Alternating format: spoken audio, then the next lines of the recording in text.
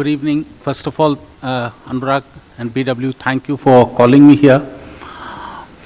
And it's a privilege to be here because I happen to know a lot of people who have been in the academics. And I also, of course, served on the board of MDI and also I'm in the advisor of many such B schools. So one thing I can tell you very frankly, there are three components of a B school. One is the management.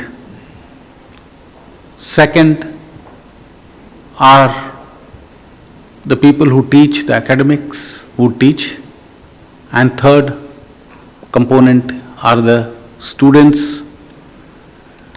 And all the three are interconnected. Why are they interconnected?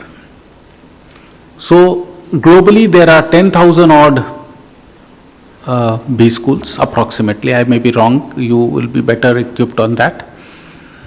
And there are annual admission is approximately 3 lakh students globally.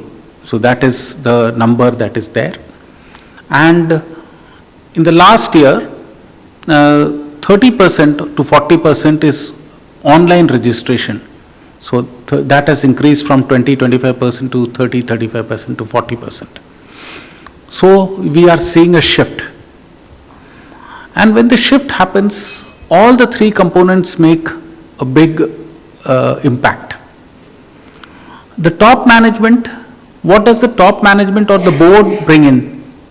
It brings the financial stability, it produces good governance, it selects good directors if there is a choice, get the right sort of people who can be associated with the B school, and that is a key aspect. But last not the least is the funding.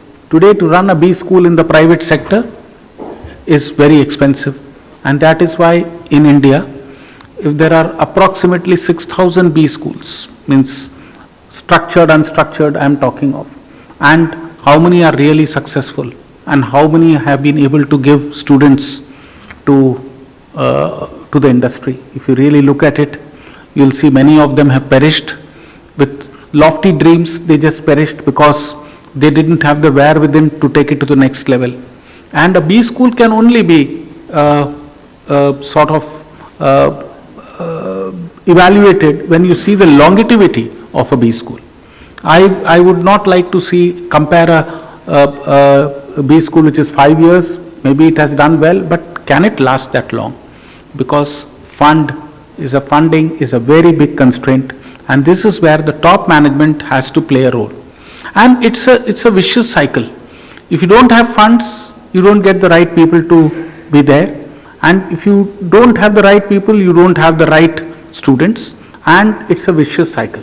And that is what is a very, very important component that I have seen. So the top management has to be, they have to be backed up by the right sort of people who have the right vision.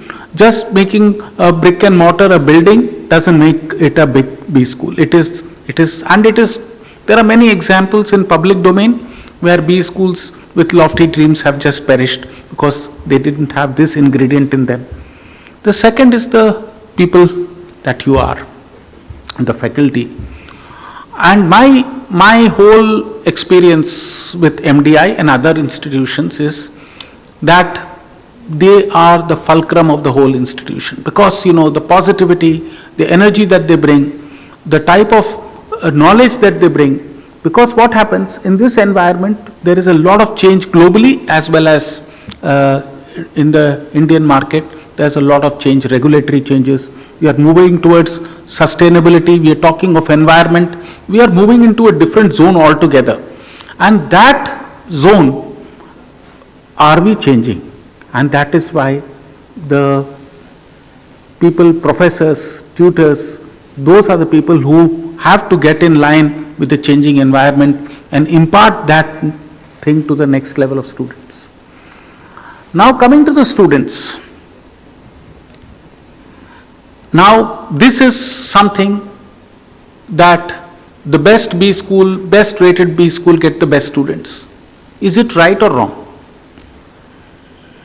Sometimes the best B school can create attitude. I was hearing about attitude just now. But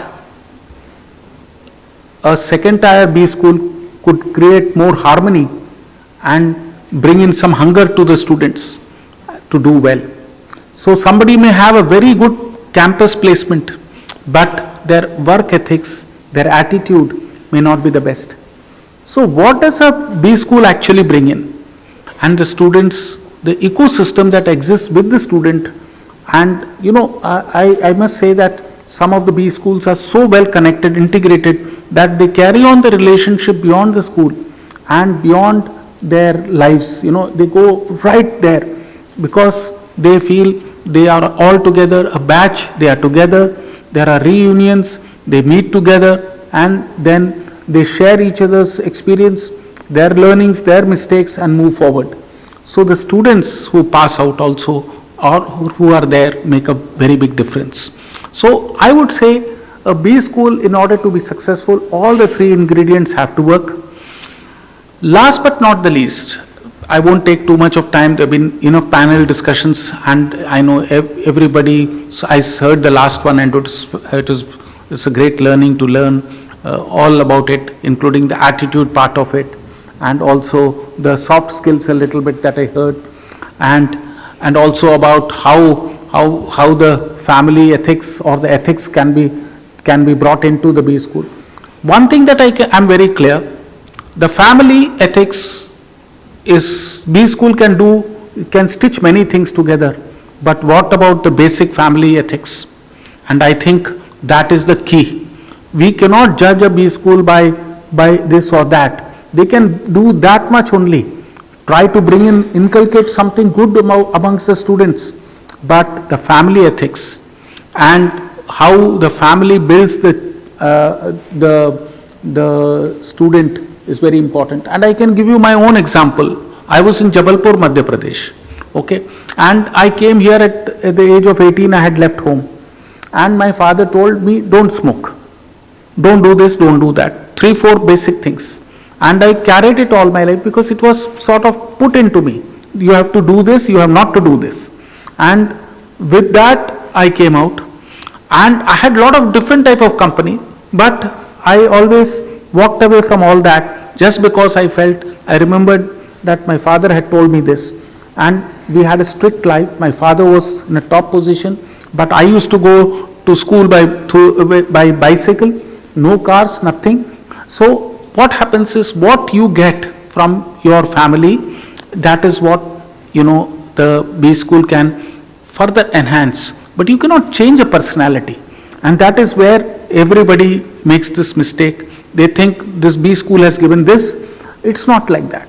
B school can give you business ethics, it can give you many other things, knowledge, it can give you everything, but the basic character of a person cannot be changed. And that is what I think the soft skill make a lot of difference. We are talking of digital world, but let me tell you, getting on together 15 to 20 days a month together. Now there are latest I've seen some reports where even the best of B schools are saying that let us get a 45-day togetherness program where people are made to stay there, go out, see all the facets of a human being, see all the good points of other people, and try to inculcate, because that is an age where you can change irrespective of whatever you are. You can learn and change. So I think soft skill, along with all the other things, that is technical knowledge, that is what is going to make a student richer in terms of knowledge. And my own experience, I have seen a lot of students coming out of this thing, varies, because I from my own, let me tell you, my own firm, I have more than about 3,000 articles would have passed through, would have gone through. 500 odd chartered accountants would have passed through me. So of the 4 lakh odd chartered accountant, 400 to 500, I won't know the numbers, but I see what we get and what we can do with them is that much. So what every B school will have to build their reputation and a culture. And that is what is very important. When you go to an institute, what is the culture that is there? That is very important. So I won't take much of your time, and thank you so much for inviting me, Anurag and BW, and it's a privilege to be here. And this discussion about what is in the future for us in terms of the changes is very long, and it can be, unless Mr. Anurag has kept dinner for us, and I don't want to bore you with this. So thank you so much for calling me.